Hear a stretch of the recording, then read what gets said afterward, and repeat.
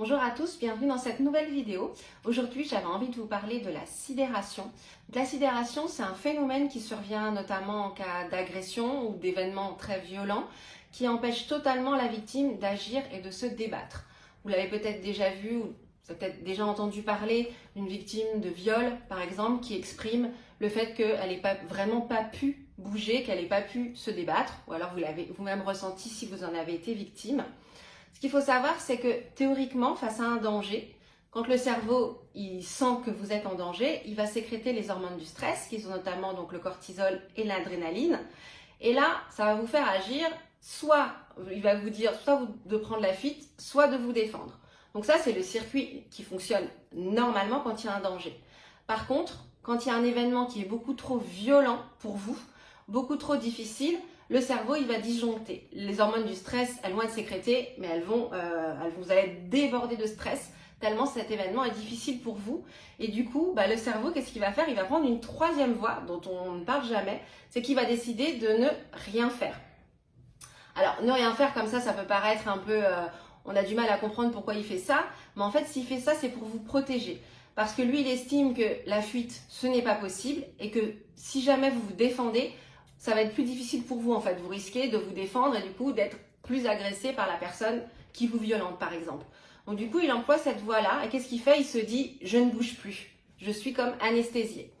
C'est un phénomène il me semblait important de vous en parler parce qu'il est très peu connu et surtout, il y a beaucoup de victimes même qui ne le connaissent pas. Moi, je vois des victimes de viol, je rencontre des victimes de viol qui ne le connaissent pas. Du coup, quand on ne sait pas, on culpabilise encore plus en disant « mais mince, j'ai pas pu bouger, j'ai rien fait ».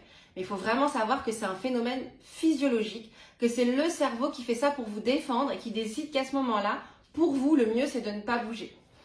C'est un phénomène qu'on observe. Alors moi, je parle beaucoup de viol, de violence sexuelle parce que c'est une de mes spécialités. Mais Muriel Salmona, qui est psychiatre, qui travaille beaucoup sur la mémoire traumatique, sur les violences sexuelles, explique que c'est aussi un phénomène qu'on a pu rencontrer par exemple chez les survivants des attaques du Bataclan, qui ont pu raconter ça aussi, ce sentiment d'être vraiment anesthésié, de ne plus pouvoir bouger, d'être vraiment paralysé. C'est quelque chose aussi, elle explique qu'utilisaient par exemple les nazis quand ils venaient chercher des juifs. C'est-à-dire que quand ils entraient dans l'appartement, ils faisaient exprès de hurler, ils faisaient énormément de bruit pour provoquer cet état de sidération chez les juifs et du coup les empêcher de fuir. Donc c'est quelque chose qui est présent dans les viols, etc., mais qui peut être aussi présent dans votre quotidien. Quand parfois vous recevez une information pour vous qui est très violente, quand par exemple vous dites « ah là j'ai pas pu répondre, j'étais sciée ».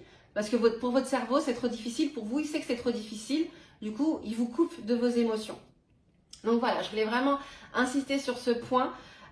Pour vous, si vous avez été victime d'une agression, d'un viol, maltraitance, etc., pour que vous puissiez vraiment comprendre que c'est votre cerveau qui a fait ça pour vous protéger et que vous n'y êtes pour rien. Vous pouvez être ceinture noire de karaté, ça ne change rien. Il n'y a aucune façon de contrer ce mécanisme quand l'événement est trop violent. Et puis aussi, ça peut vous servir si vous connaissez quelqu'un qui a vécu ça, ou si jamais vous allez le voir maintenant, vous allez pouvoir comprendre pourquoi la personne n'a pas bougé. Donc voilà, j'espère que ça vous aura été utile et puis je vous dis à bientôt pour une autre vidéo. Prenez soin de vous, au revoir.